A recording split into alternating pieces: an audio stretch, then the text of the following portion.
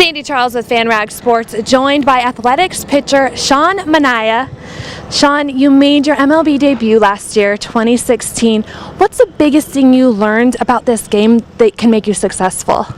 Just how to deal with failure. The game's all about dealing with failure, and I had my fair share of really bad games last year, and just leaning on my teammates was huge, and they taught me well, and taught me what to do, and when you're going through ruts like that, and that was just the biggest thing, because I had a little success before, and I had failed, but I didn't fail as much as I did last year, and it was just a big eye opener for me, and I'm glad I went through that, and just dealing with it was pretty good, and I know how to deal with it now. So.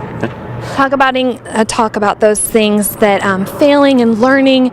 Spring is almost over. What's your biggest takeaway from spring?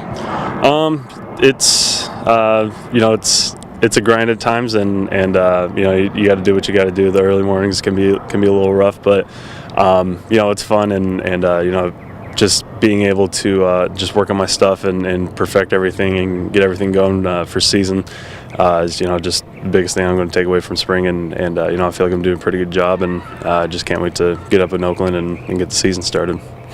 Now, I noticed your arm. Some amazing artwork. You are of Polynesian descent. Kind of give me that background and explain. This is amazing. Kind of go through it with me. My dad was born and raised in American Samoa.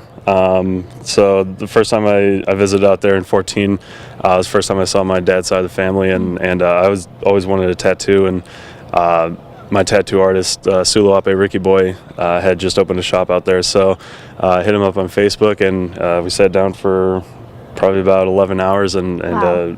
Got the top part of my arm done, and then I saw him in California in December, and then I finished my forearm last off season in October. So yeah, everything has their own meanings, and there's some stories on there, but there's everything's pretty traditional, and how the designs go, and just like the flow of the patterns and everything like that. So it was pretty painful, but I'm really glad I got it done, and there's still a lot of stuff I want to get done, but for right now I feel like it's pretty good job. 11 hours just on the top. How much was the bottom?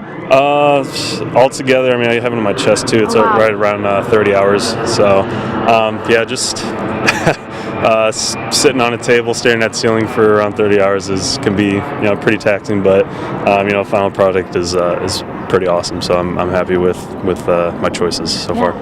All worth it. It tells a story. Another story. Your hair is gone.